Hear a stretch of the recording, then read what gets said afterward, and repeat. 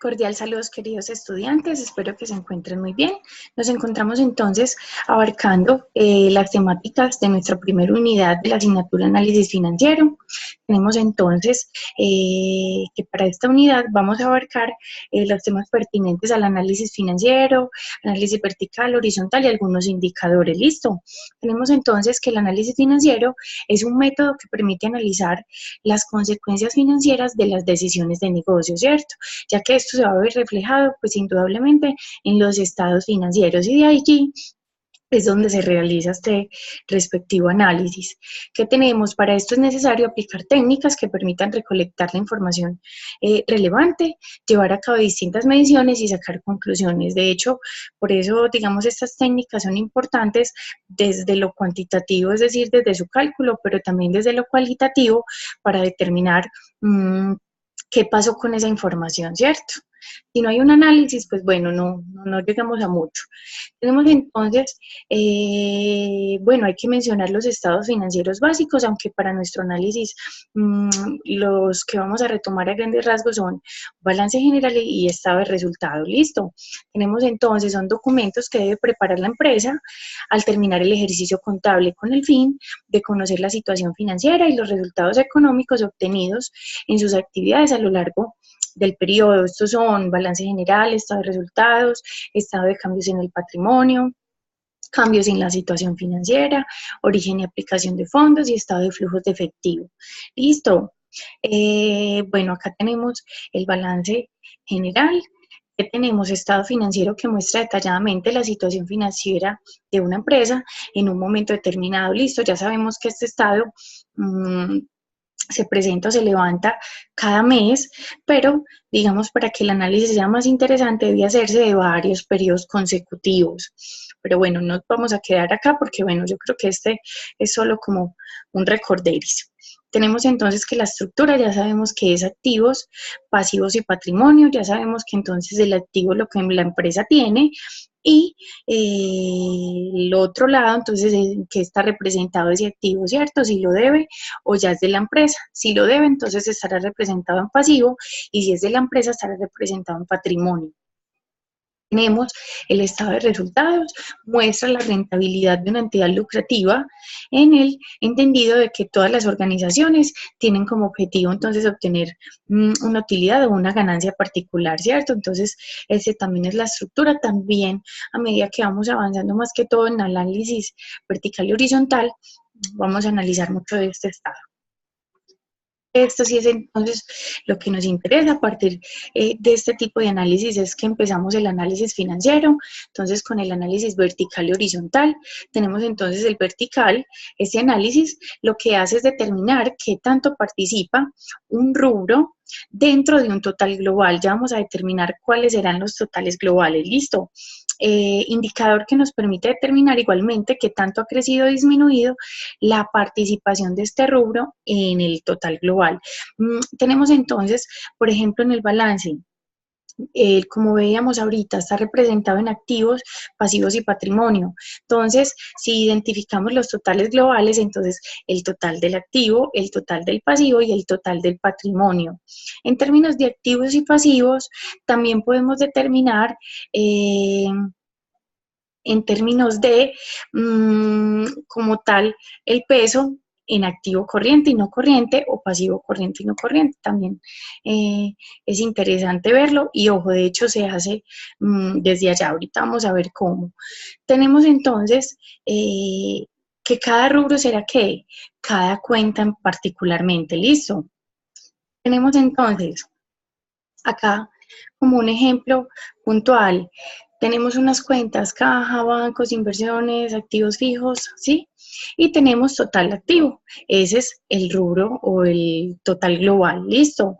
Tenemos obligaciones financieras, proveedores y un total global en términos de pasivos. Y así pasa con el patrimonio.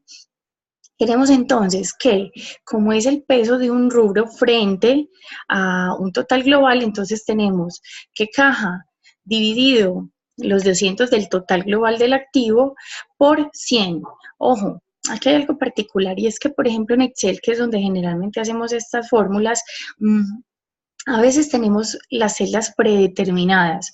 Cuando la tenemos predeterminada para que el resultado nos dé en porcentaje, entonces esta operación solo sería la división. Listo, entonces 10.000 sobre los 200.000 y el resultado ya me va a dar en porcentaje. Entonces es bueno tenerlo en cuenta. Si no lo tenemos predeterminado, sí sería esta completa. Entonces serían los 10.000 dividido los 200.000 por 100. Listo, ojo, recuerden que estos resultados me tienen que dar en porcentaje. ¿Esto para qué? Para poder definir, y entonces aquí sí es donde entramos a analizar que el total de los activos tiene un valor de 200 millones de pesos, supongamos, ¿cierto? Entonces, ¿qué decimos? Que de las cuentas de los activos en general, la cuenta con mayor representación es activos fijos con un 30% sobre ese total de activo. Subsiguiente tiene entonces las inversiones y los inventarios por 20% cada una de ellas, correspondiente a, también si queremos lo podemos decir en pesos, es importante, 40 millones de pesos cada una de ellas, mientras que el de activos fijos es por 60 millones, ¿sí? Ojo, siempre se va a mencionar las cuentas más representativas. Lo que pasa es que este pues, ejemplo está pequeñito, entonces, bueno, más fácil de determinar, pero cuando son largos uno generalmente coge 4 o 5 cuentas representativas y la describe de esa forma. Con los pasivos se encuentra entonces que del 100% de los activos, el rubro que tiene mayor peso es de proveedores con un 50%, lo que se determina de un 30 millones como tal. Esto implica que la empresa tiene un endeudamiento o la mitad de su endeudamiento es a corto plazo, pues con estos proveedores. Entonces, miren chicos que ahí es donde, digamos, viene esa incidencia. Otras obligaciones como tal es del 30% con obligaciones financieras que corresponde a 18 millones de pesos. Entonces uno realiza este análisis particularmente de esa forma y al igual se hace con el patrimonio. Listo. Entonces recordemos, el valor o el peso de una cuenta sobre un total global. Tenemos entonces análisis horizontal. Este tiene otra incidencia, nos dice en el análisis horizontal busca determinar la variación absoluta o relativa que un rubro ha sufrido de un periodo con respecto a otro. Esto es importante para determinar cuándo se ha crecido o disminuido en un periodo de tiempo determinado. Entonces, ojo, el otro es casi que un año particularmente, cuál es el peso de cada uno de esos rubros, mientras que este es la variación de un año a otro o de un periodo a otro. Puede ser también en términos de meses.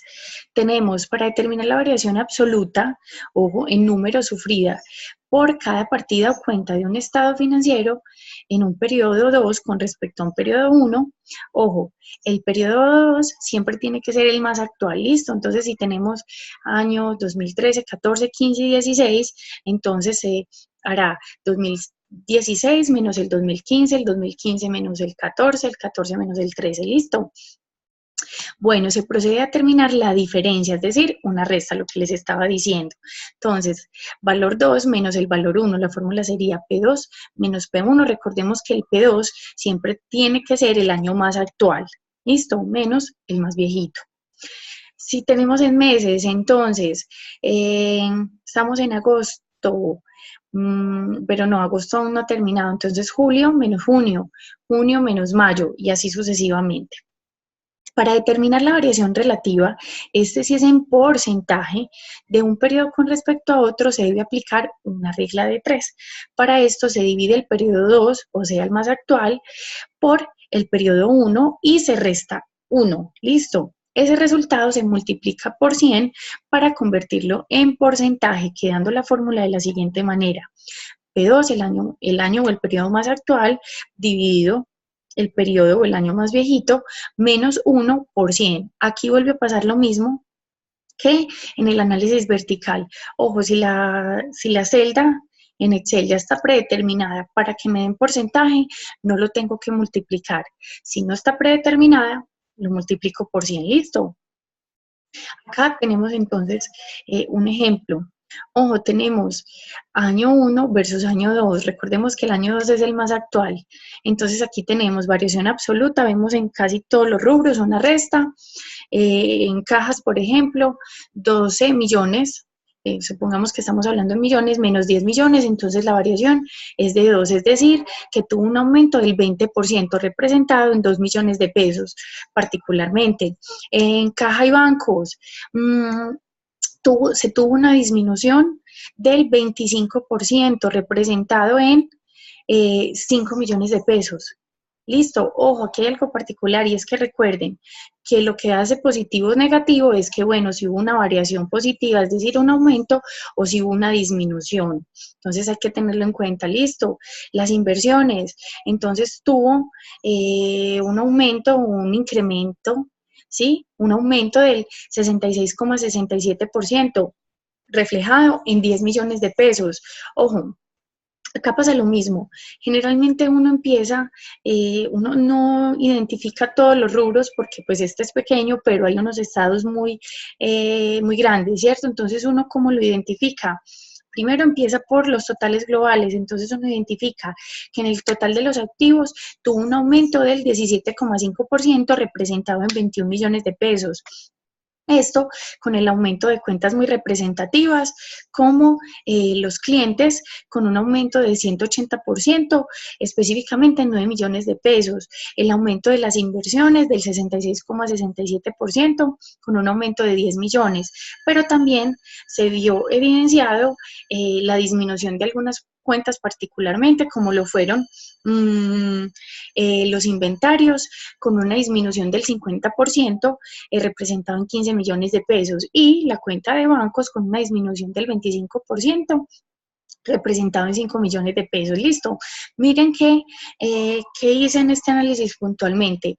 Cogí la cuenta total o el total de los activos y dije cuál fue su variación o cuál es su estructura, pero entonces que cuáles cuentas hicieron incidencia para ese aumento del 17,5%. Listo. Al igual se hace con pasivos y patrimonio. Ojo, muy importante tener en cuenta, ojo, los años de los que estamos hablando, listo, para que no se nos pase. Tenemos también, entonces, algunos indicadores financieros. ¿Qué tenemos que es un indicador? Es la relación entre dos variables de los estados financieros básicos y demás informes de la empresa que permiten señalar puntos fuertes y débiles de un negocio y establecer probabilidades y tendencias. Por eso lo importante, muchachos, de tener varios años consecutivos o mínimamente 2. Sí, tenemos entonces análisis de la liquidez. Aquí vamos a mencionar a grandes rasgos y al menos las fórmulas más importantes, ¿listo? Porque son análisis bien extensos. Ojo, tenemos liquidez, es variable de análisis de corto plazo y consiste básicamente en la gestión de los componentes de capital de trabajo. Ojo, ¿por qué se llaman liquidez? Porque es las que determinan, digamos, cuáles son los recursos o los medios con los que cuenta la empresa en el corto plazo para cubrir las obligaciones, ¿listo? Por eso es que acá tenemos entonces efectivo, cuentas por cobrar, inventarios, proveedores de bienes y servicios, ya que ellos son los que representan, como aquí vemos, ciclo operacional, ciclo de liquidez y el ciclo de caja, es decir, del efectivo. Tenemos entonces en este análisis de liquidez unos indicadores puntuales como razón corriente, indica capacidad de la empresa en cumplir con sus obligaciones a corto plazo. Esta razón corriente entonces está compuesta por el numerador activo corriente sobre denominador pasivo corriente. ¿Cuál? Los totales, ¿listo? Los totales de activo corriente y total de pasivo corriente. Tenemos prueba ácida, que es muy parecida a la anterior, pero esta tiene una variación pequeñita. Dice, mide con mayor severidad el grado de liquidez de las empresas, ya que en algunas circunstancias los inventarios y otros activos a corto plazo pueden ser difíciles de liquidar. En esta particularmente, ¿quiénes? Los inventarios. Dicen, por allá tenemos unos inventarios que representan liquidez para la empresa porque cuando se vendan pues se obtiene el recurso, pero no sabemos si ese inventario pues va a tener una alta rotación o no. Entonces, por eso esta prueba ácida tiene como fórmula, entonces, activo corriente menos inventarios sobre el pasivo corriente. Y este dice que realmente esa es la verdadera liquidez de la organización, que no tenga que contar con los inventarios para tener liquidez. Tenemos entonces que tanto la razón corriente como prueba ácida se leen en número de veces, es decir, entonces estas dos fórmulas me va a dar 0.8, 0.7, 1 o 1 punto algo, listo. Generalmente me va a dar entre 0 y 2, listo. Si me va a dar, si me da 2, 1.8 es porque esa empresa está muy bien, es decir, que alcanza a cubrir sus activos 1,8 veces, ¿sí? Una vez. Ojo, ¿cuál es el óptimo valor que me debe dar aquí? Al menos uno, ¿cierto? Que al menos alcanza a cubrir una vez, que su activo corriente alcanza a cubrir una vez su pasivo corriente. Bueno, tenerlo en cuenta. Si me da mayor a uno, pues maravilloso, listo. Ojo, ambos indicadores. Ojalá que el que me dé en mayor medida eso sea la prueba ácida, aunque generalmente me va a dar mayor a uno, suele suceder mucho la razón corriente, pero cuando llegamos a la prueba ácida ya me va a dar 0.8, 0.7, listo, porque muchas empresas sí están ligadas a la venta de sus inventarios para tener liquidez. Tenemos capital de trabajo también, este se divide, en todos estos dependiendo lo que se desee saber. El capital de trabajo como tal es todo el activo corriente. Y el capital de trabajo operativo, los activos corrientes operativos. Sin embargo, vamos a tener dos incidencias. Acá tenemos capital de trabajo neto corriente, donde tenemos activo corriente menos el pasivo corriente. Este de cierta medida es casi que el indicador anterior, pero en pesos, ¿cierto? ¿Cuánto el activo corriente alcanza a cubrir el pasivo corriente y si le sobra? ¿Sí? Mientras que el capital de trabajo neto operativo, entonces es activo corriente operacional menos pasivo corriente operacional. Entonces, ¿qué me dicen? Estos resultados no son comparativos ya que se encuentran expresados en valores absolutos, ¿cierto? En dinero. Para nosotros, que digamos, cuando tenemos estados financieros y no podemos entrar mucho a cuáles serán operativos o no, entonces la que mayormente nos interesa será el capital de trabajo neto corriente. ¿Listo? Tenemos entonces algunos indicadores de eficiencia, que son estos de actividad, donde tenemos entonces la rotación de algunos aspectos como son las cuentas por cobrar. Esta me dice que son las ventas a crédito, ojo, de mi periodo determinado sobre las cuentas por cobrar promedio. Por eso es que es importante tener varios años consecutivos, porque así, de esa forma, este promedio, digamos, va a ser más acorde a la tendencia de la empresa, ¿cierto? Este me va a dar en número de veces. Si yo lo quiero saber en días, entonces, ¿qué voy a hacer? 360 dividido la rotación de cuentas por cobrar en veces, es decir, el número de veces que me dio en la fórmula anterior. Lo mismo pasa con la rotación de inventarios. Entonces tenemos costo de la mercancía vendida sobre el inventario promedio. Debemos también tener varios años consecutivos para tener este promedio. Pues si lo hacemos de 2 años, pues está bien, pero si tenemos 3 o 4 años ese promedio, pues mucho mejor. Este me da número de veces y lo mismo, si lo queremos saber en número de días, tenemos 360 sobre la rotación de inventarios en veces que nos dio en la fórmula anterior. Listo. Llegamos al análisis de solvencia, endeudamiento, apalancamiento. Estos también son muy importantes, dado que que me dicen, muestran la cantidad de recursos que son obtenidos de terceros para el negocio, expresan el respaldo que posee la empresa frente a sus deudas totales, dan una idea de la autonomía financiera de la misma y combinan las deudas de corto plazo con el largo. Acá hay algo importante para tener en cuenta y bueno, ¿cuál será la incidencia para ciertos tipos de empresas en términos del endeudamiento corto y a largo plazo, ¿sí? Para algunas será bueno tener en su mayor medida endeudamiento a largo plazo para que tenga, digamos, mayor capacidad de manejar ese endeudamiento, ¿cierto? Por si en el corto plazo algo pasa, pues pueda tomar decisiones, mientras que si en mayor medida el endeudamiento está concentrado en el corto plazo, cuando tienen situaciones económicas difíciles en esos periodos, pues será mucho más complejo digamos, reestructurar esa situación o ese nivel de endeudamiento en el corto plazo.